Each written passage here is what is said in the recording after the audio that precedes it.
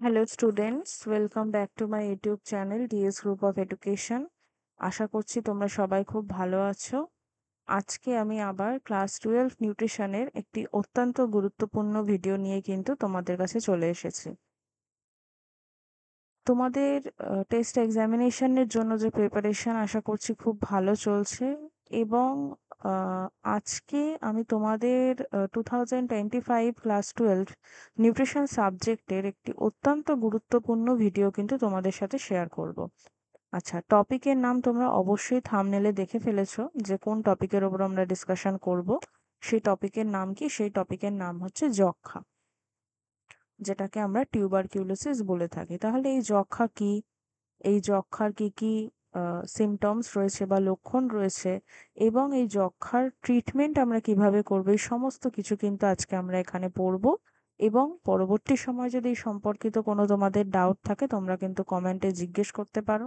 তোমরা অবশ্যই কিন্তু আমার টেলিগ্রাম চ্যানেলে জয়েন হয়ে যেতে পারো, এখান থেকে আমাকে ডাইরেক্ট মেসেজ করতে পারো, এবং তোমাদের যদি আমার প্রাইভেট টিউশনে এনরোল করতে হয় তাহলে অবশ্যই আমাকে মেল করতে পারো। তো স্টুডেন্ট, চলো স্টার্ট করি আজকের ক্লাস। এখানে বলা হচ্ছে যে যক্ষ্মা একটি সংক্রামক রোগ। কেন সংক্রামক? সংক্রামক কথাটার মানে কি? সংক্রামক কথাটার মানে হচ্ছে ইনফেকশাস। ঠিক আছে, সংক্রামক কথাটার মানে হচ্ছে ইনফেকশাস। এবং পৃথিবীতে সংক্রামক রোগে যত লোকের মৃত্যু হয় তার মধ্যে একক হিসাবে যক্ষ্মার মৃত্যু সবচেয়ে বেশি। ঠিক আছে, তার মানে সিঙ্গেল। ও সিঙ্গেল ওর অ্যামাউন্ট অফ ডেথ রেটস এত বেশি যেটা বাকি রোগকেও কিন্তু কম করে দেয়। বিশ্ব স্বাস্থ্য সংস্থা অর্থাৎ হু 1997 সালে একটি সমীক্ষা করেছিল, যে সমীক্ষা অনুযায়ী প্রতি 1 লক্ষ জনসংখ্যায় 187 জন কিন্তু যক্ষ্মা আক্রান্ত হয়।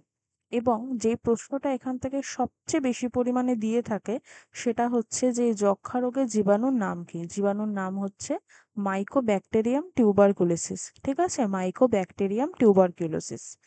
এই জীবাণু মূলত হাওয়ায় ভেসে মানুষের শরীরে শ্বাস প্রশ্বাসের মাধ্যমে প্রবেশ করে এবং দেহে যক্ষ্মার জীবাণু অনেকেরই থাকে, তবে সকলেই এই রোগের শিকার হন না। তার মানে আমরা বলতে পারি ডরমেন্ট, বা যেটাকে আমরা বাংলায় বলি সুপ্ত অবস্থায় থাকে। ঠিক আছে, যেটাকে আমরা বলি সুপ্ত অবস্থায় থাকে। এবং এটা কিভাবে ছড়ায়? আমরা দেখছি যে এটা মূলত হাওয়ায় ভেসে কি করছে, মানুষের যে শ্বাস প্রশ্বাসের মাধ্যমে কিন্তু শরীরের মধ্যে প্রবেশ করছে। এবং যদি যে সমস্ত মানুষের ক্ষেত্রে সুপ্ত অবস্থায় থাকছে আমরা দেখলাম, যদি প্রতিরোধী ক্ষমতা বা আমরা যদি বলি ইমিউন সিস্টেম যদি ভালো না হয় ব্যক্তির, সেক্ষেত্রে কিন্তু তিনি যক্ষ্মা আক্রান্ত হতে পারেন। আমরা দেখতে পাচ্ছি যে যক্ষ্মা রোগে আক্রান্তদের মধ্যে 80%-এর বেশি ফুসফুসের যথা এছাড়া বিভিন্ন গ্রন্থি, কিডনি, অস্থি, মহিলাদের ডিম্বকোষে কিন্তু যক্ষ্মা হতে পারে। আমরা কি জানি যক্ষ্মা মানে শুধুমাত্র ফুসফুসের সাথে সম্পর্কিত তা কিন্তু না। যক্ষ্মা কোথায় হতে পারে? যক্ষ্মা বিভিন্ন গ্রন্থিতে হতে পারে, কিডনিতে হতে পারে, অস্থিতে হতে পারে, মহিলাদের যে ডিম্বকোষ রয়েছে সেখানে হতে পারে কিন্তু যক্ষ্মা। এই রোগের লক্ষণ কি কি আমরা যদি দেখি, তাহলে এই রোগের লক্ষণ আমরা দেখতে পাই যে অনেক দিন ধরে জ্বর থাকে, বুকে ব্যথা করে, কাশির সঙ্গে কফ বেরোয়, কফের সঙ্গে রক্ত বেরোয়, প্রচণ্ড ক্লান্তি হয়, কোনো কিছু খেতে ইচ্ছা করে না, খাওয়াতে অনীহা দেখা যায়, দৈহিক ওজন কমে যায় এবং অল্প পরিশ্রমেও কিন্তু হাঁপিয়ে ওঠে। ওকে, এবার তোমাদের মনে হতে পারে যে ম্যাডাম নিয়ন্ত্রণ আমরা কিভাবে করব, যক্ষ্মা রোগের নিয়ন্ত্রণ কিভাবে করব? তো আমরা সবাই জানি ডটস মেথডস এর মাধ্যমে কিন্তু এই নিয়ন্ত্রণ করা হয়।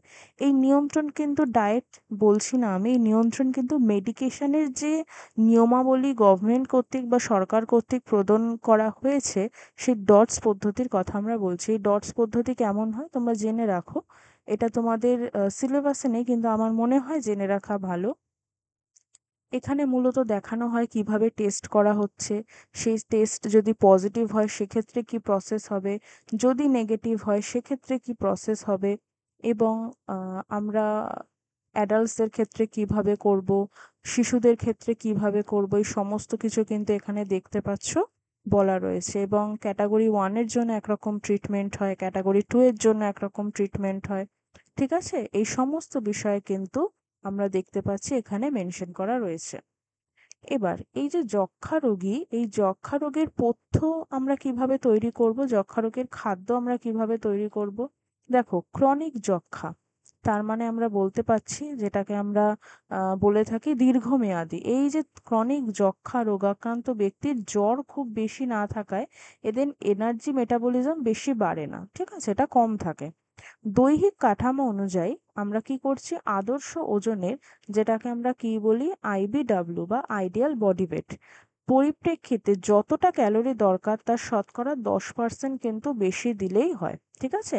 এই আইডিয়াল বডি ওয়েটের 10% বেশি দিলেই কিন্তু প্রয়োজন মিটে যায়। আর কি বলছে, উচ্চ জৈব মূল্য। উচ্চ জৈব মূল্য কি তোমরা জানো? উচ্চ জৈব মূল্য হচ্ছে বায়োলজিক্যাল ভ্যালু, যা তোমরা অলরেডি ক্লাস 11-এ পড়ে এসেছো। এবং খনিজ লবণ, প্রচুর পরিমাণে জলীয় পদার্থ থাকা দরকার। দৈনিক যে প্রোটিন চাহিদা রয়েছে সেটা 80 থেকে 120 গ্রাম কিন্তু হওয়া উচিত। দৈনিক 1 লিটারের মতন দুধ খেতে পারলে খুব ভালো হয়। এবং ভিটামিন এ, সি এবং বি6 এর চাহিদা কিন্তু বাড়ানো উচিত। যক্ষ্মা রোগটি পরিপাকতন্ত্রের ক্রমসংকোচন বা যেটাকে আমরা কি বলি পেরিস্টালসিস,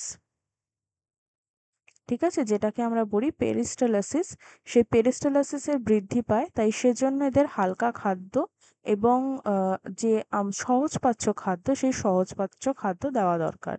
বেশি চর্বিযুক্ত মানে মূলত যেটাকে আমরা ফ্যাট বলি, সেই বেশি ফ্যাটযুক্ত খাবার কিন্তু আমাদেরকে দিতে বারণ করা হয় এবং মশলাদার খাবারও কিন্তু এদেরকে না দেওয়াই ভালো। তার মানে আমরা বলতে পারি এখানে যে ব্লেন্ড ডায়েট রয়েছে, সেই মূলত ব্লেন্ড ডায়েট কিন্তু আমরা এক্ষেত্রে দিয়ে থাকি। এবার একজন টিউবারকিউলোসিস পেশেন্টের ডায়েট চার্টটা কেমন হবে যদি আমরা দেখি, তাহলে মূলত যে মিনারেলের চার্টটা রয়েছে সেই মিনারেলের চার্টটা এরকম হবে: calcium, sodium, carbohydrate, protein, iron এবং টোটাল ফ্যাট। এবং আমরা জানি ফ্যাট এবং প্রোটিন থেকেই যে রিকোয়ার্ড এনার্জি, সেই এনার্জি পেয়ে যাবে। তাহলে টোটাল ক্যালোরি কত দেখতে পাচ্ছি? 2730। 2730-এর মধ্যে দেখো, সকাল 9টায় আমরা স্যান্ডউইচ মতন একটা খাবার দিতে পারি। তারপর 11টার সময় স্প্রাউটসের মতন কিছু দিতে পারি। 1টার সময় আহ যেটা ডাল ভাত হয় ওই টাইপের খাবার দিতে পারি। 4টের সময় দুধ বিস্কিট দিতে পারি এবং রাত 8টায় কিন্তু তার যে ডিনার থাকবে রুটি তরকারি সেটা আমরা দিয়ে দিতে পারি। এর মাধ্যমে কিন্তু আমরা দেখি যে একজন টিউবারকিউলোসিস পেশেন্টের শরীরের উন্নতি কিন্তু খুবই তাড়াতাড়ি ঘটবে। তাই খুবই অল্প সময়ে তোমাদেরকে যক্ষ্মা রোগ সম্পর্কিত সমস্ত ইম্পর্টেন্ট তথ্য কিন্তু আমি এখানে প্রোভাইড করলাম। এবং যেই তথ্য তোমাদের পরবর্তী সময়ে যে শিক্ষাক্ষেত্রে অর্থাৎ তোমাদের ক্লাস 12-এর এক্সামিনেশনেও কিন্তু খুব হেল্পফুল হবে। ওকে, তো স্টুডেন্ট, এই ভিডিও সম্পর্কিত যদি তোমাদের কোনো ডাউট থাকে তোমরা কিন্তু কমেন্টে আমাকে জিজ্ঞেস করতে পারো। এবং এখানে যে মেল আইডি দেওয়া রয়েছে সেখানেও তোমরা মেল করতে পারো। এই নোটস যদি তোমাদের প্রয়োজন হয় তাহলে কিন্তু তোমরা অবশ্যই আমাকে টেলিগ্রামে জয়েন করবে এবং সম্ভব হলে অবশ্যই কিন্তু মেল করতে পারো। Thank you for watching, and এখনো যদি চ্যানেলকে সাবস্ক্রাইব না করে থাকো চ্যানেলকে কিন্তু অবশ্যই সাবস্ক্রাইব করে দিও।